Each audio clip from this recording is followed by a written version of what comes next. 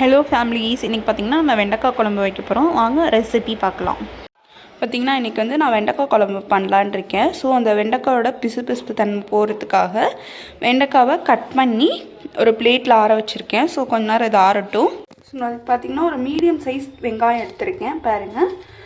So ரொம்ப சின்ன வெங்காயம் வந்துச்சுன்னா நீங்கள் 2 வெங்காயம் போட்டுக்கோங்க, பெரிய வெங்காயம் வந்துச்சுன்னா 1 போட்டுக்கோங்க. ஸோ நான் எனக்கு மீடியம் சைஸ் வெங்காயம் எடுத்திருக்கேன். ஸோ ஒன்றே போதும், நான் 1 எடுத்திருக்கேன். இப்போ பார்த்திங்கன்னா நான் வெங்காயத்தை மீடியம் சைஸில் கட் பண்ணியிருக்கேன். ரொம்ப பெருசாகவும் இல்லாமல் ரொம்ப சின்னதாகவும் இல்லாமல் ஸோ மீடியம் சைஸ்க்கு கட் பண்ணியிருக்கேன். ஸோ இப்போ வெங்காயம் வந்து கட் பண்ணியாச்சு. ஸோ நான் தக்காளி வந்து பிசைஞ்சு தான் போட போகிறேன், புளி கூட. ஸோ அதனால் தக்காளி நான் கட் பண்ணல. ஸோ இன்றைக்கி பார்த்திங்கன்னா நான் வந்து தக்காளி வந்து 2 தக்காளி எடுத்திருக்கேன் குழம்புக்கு. ஸோ வந்து நான் அப்படியே ஃபுல்லாக கட் பண்ணி குட்டி குட்டியாக கட் பண்ணி போடுறது கிடையாது. கொஞ்சம் சின்ன நான் 2ஆக கட் பண்ணி புளி தண்ணி கூட கரைச்சிடலான் இருக்கேன். ஸோ இங்கே பார்த்திங்கன்னா அதுவும் லைட்டாக பூச்சி போன மாதிரி இருக்குது. ஸோ அந்த தக்காளி கட் பண்ணி உள்ளே எப்படி இருக்குன்னு பார்ப்போம். ஸோ உள்ளே பார்த்திங்கன்னா அந்த தக்காளி நல்லா தான் இருக்குது. ஸோ வெளியே தான் லைட்டாக அந்த மாதிரி இருந்தது.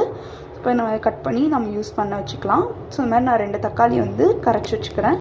இப்போ வந்து நம்ம வந்து புளி போட்டு வச்சுருக்கோம்ல, இந்த தண்ணி வந்து இப்போ கரைச்சி எடுத்துக்கலாம். நல்லா கரைச்சிட்டு அந்த புளியோட சக்கையை வந்து நம்ம தனியாக எடுத்துட்டு இது கூட நம்ம தக்காளி மசாலா பொடி வீட்டிலே வந்து மசாலா பொடியை அரைச்சி கொடுத்துருக்காங்க. ஸோ அந்த மசாலா பொடி போட்டுக்க போகிறேன்.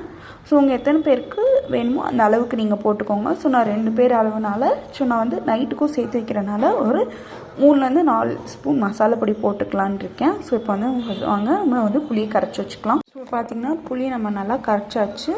அந்த சக்கையை தனியாக எடுத்தாச்சு, தண்ணி தனியாக இருக்குது. கூட நம்ம வந்து 2 பீஸாக கட் பண்ணி வச்சுருக்க தக்காளி ஆட் பண்ணிவிட்டு அதையும் நல்லா பிழிஞ்சு விட்டுக்கலாம். பாருங்கள், இந்த மாதிரி நல்லா கை விட்டு லைட்டாக மசிச்சாலே நல்லா மசிஞ்சிடும். இது நல்லா கசக்கி இது பண்ணிக்கலாம்.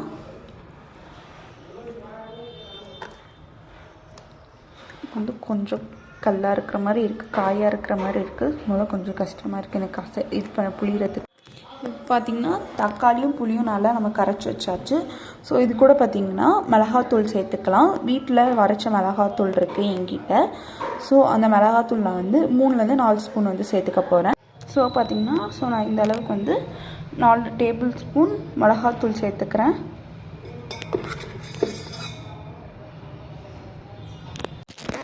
நானும் சரி என் ஹஸ்பண்டும் சரி கொஞ்சம் நல்லாவே காரமாக தான் சாப்பிடுவோம்.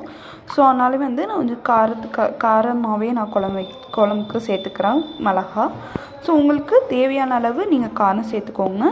ஸோ அப்போ நம்ம அந்த மிளகா பொடியும் இது பண்ணிவிட்டு நம்ம இதுவும் லைட்டாக இது பண்ணி வச்சுக்கலாம், கலந்து வச்சுக்கலாம். ஸோ நீங்கள் வந்து வெண்டைக்காய் குழம்பு ஒரு வாட்டி இந்த மாதிரி ட்ரை பண்ணி பாருங்கள். ஸோ இது கண்டிப்பாக நல்லாயிருக்கும். ஸோ எங்கள் வீட்டில் இந்த மாதிரி தான் எங்கள் அம்மா வைப்பாங்க. எனக்கு இந்த டேஸ்ட் ரொம்ப பிடிக்கும். ஸோ நீங்கள் இது வந்து வீட்டில் ட்ரை பண்ணி பார்த்துட்டு எப்படி இருக்குன்னு மறக்காமல் கீழே கமெண்ட் பண்ணுங்கள். இப்போது நம்ம வந்து மிளகாத்தூள், தக்காளி, புளி 3த்தையும் கரைச்சி வச்சுட்டோம். ஸோ இப்போ வந்து நம்ம வந்து வெண்டைக்காய் வதக்கிக்கலாம். நான் வந்து ஒரு பேன் எடுத்திருக்கேன். ஸோ எங்கள் அம்மா என்ன சொன்னாங்கன்னா, பேன் வச்சுட்டு ஸோ அடுப்பு பற்ற வைக்கிறதுக்கு முன்னாடி கொஞ்சோண்டு எண்ணெய் ஊற்றிட்டு வெண்டைக்காய் லைட்டாக வதக்கிட்டு அதுக்கப்புறம் ஆன் பண்ண சொன்னாங்க அடுப்பை. ஸோ அப்படி இருக்கும்போது சீக்கிரமாக அந்த பிசு தன்மை போகும்னு சொன்னாங்க. ஸோ அதனால் இப்போ நான் அடுப்பை ஆன் பண்ணாமல் எண்ணெய் ஊற்றி லைட்டாக வெண்டைக்காய் வதக்கி தனியாக ஒரு பிளேட்டில் எடுத்து வச்சுக்க போகிறேன். ஒரு பேனில் கொஞ்சமாக எண்ணெய் ஊற்றிருக்கேன். ஸோ இது கூட நம்ம ஆல்ரெடி கட் பண்ணி காய வச்சுருக்க வெண்டைக்காவை சேர்த்துக்கலாம். இப்போ வந்து நம்ம வந்து ஒரு கரண்டி வச்சு லைட்டாக இந்த எண்ணெயில் வெண்டைக்காலாம் இது வர மாதிரி லைட்டாக ஒரு மட்டும் கிளறி விட்டுக்கலாம். சரி, லைட்டாக இது பண்ணிக்கோங்க. ஒரு 2 செகண்ட்ஸ், ரொம்பலாம் வேணாம், ஒரு 2 to 3 செகண்ட்ஸ் வரைக்கும் மாதிரி பண்ணிவிட்டு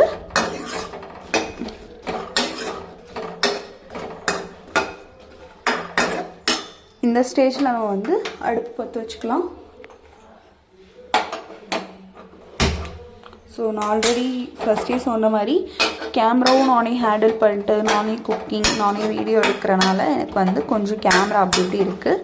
ஸோ அது மட்டும் கொஞ்சம் அட்ஜஸ்ட் பண்ணிக்கோங்க. இப்போ வந்து அந்த வெண்டைக்காய் போட்டு நல்லா வதக்கிக்கலாம். ஸோ அந்த பிசு தன்மை போகிற வரைக்கும் கொஞ்சம் ஃபுல்லாக வச்சு வதக்கிக்கலாம். இது வந்து 2 நிமிஷம் 2லேருந்து 3 நிமிஷம் வந்து வதங்கினா போதும். அந்த பிசு தன்மை சீக்கிரமாக போயிடும். ஏன்னா நம்ம ஆல்ரெடி வெண்டைக்காவை கட் பண்ணி காய தான் வச்சுருக்கோம். ஸோ அதிலே கொஞ்சம் பிசு தன்மை போயிருக்கும். இப்படி பண்ணால் இன்னும் கொஞ்சம் சீக்கிரமாக போயிடும். இப்போ வந்து நல்லா வதக்கி எடுத்து வச்சுக்கலாம். பார்த்திங்கன்னா ஒரு 2லேருந்து 3 நிமிஷம் வரைக்கும் வதக்கியிருக்கேன். ஸோ அந்த பிசு தன்மை வந்து போயிருக்கு. ஸோ இந்த ஸ்டேஜில் வந்து நான் வந்து இதை வந்து ஒரு பிளேட்டில் எடுத்து ட்ரான்ஸ்ஃபர் பண்ணிக்க போகிறேன்.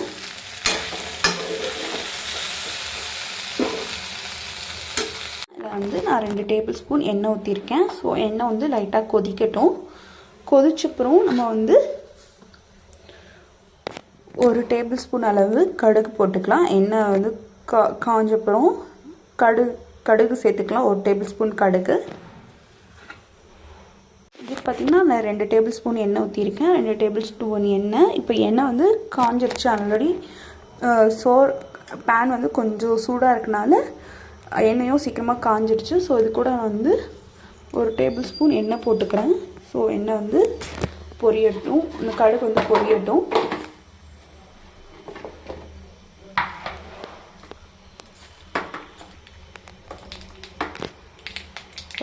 கடுகு நல்லா பார்த்திங்கன்னா கடுகு நல்லா பொரிஞ்சிருச்சு.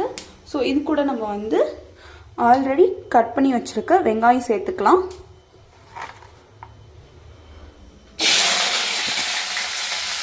கொஞ்சம் இதுவாக கல்லியே இருந்துட்டாங்க. ஏன்னா எண்ணெய் சூடாக இருக்கனால வெங்காயம் மேலே தெரிக்கிறதுக்கு சான்ஸ் இருக்குது.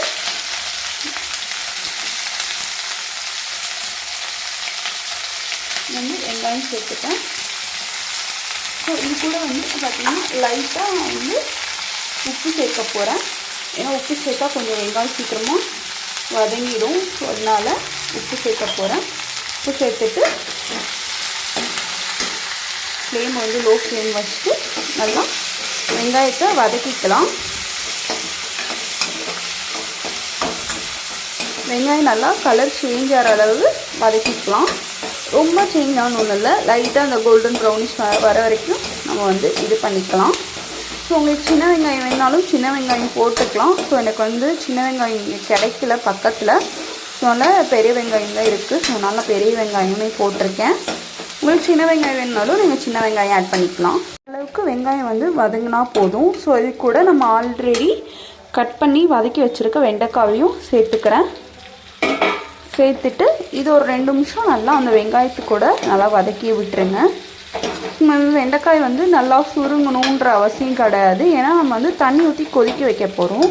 அந்த கொதிக்க வைக்கும் போதே அந்த வெண்டைக்காயும் நல்லா சுருங்கி வந்துடும். அது இல்லாமல் நம்ம வந்து குழம்பு தான் வைக்க போகிறோம். ஸோ நம்மளுக்கு வெண்டைக்காய் வந்து கொஞ்சம் ஓரளவு பெருசாக இருந்தால் தான் நல்லாயிருக்கும்.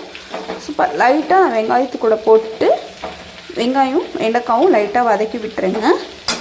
ஸோ வதக்கி விட்டு நம்ம ஆல்ரெடி ரெடி பண்ணி வச்சுருக்க தக்காளி புளி தண்ணி நம்ம வந்து ஆட் பண்ணிக்கலாம்.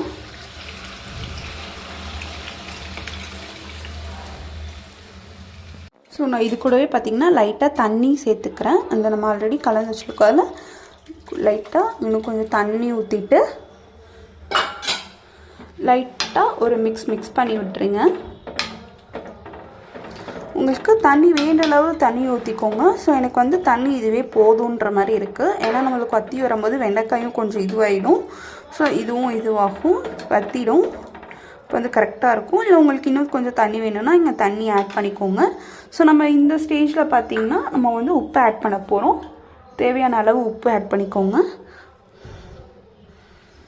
உப்பும் நம்ம வந்து கம்மியாக கூட போட்டுக்கலாம். அதுக்கப்புறம் வேணும்னா கூட நம்ம ஆட் பண்ணிக்கலாம். இல்லை உப்பு அதிகமாகிடுச்சுன்னா நம்மளுக்கு டேஸ்ட்டே போயிடும்.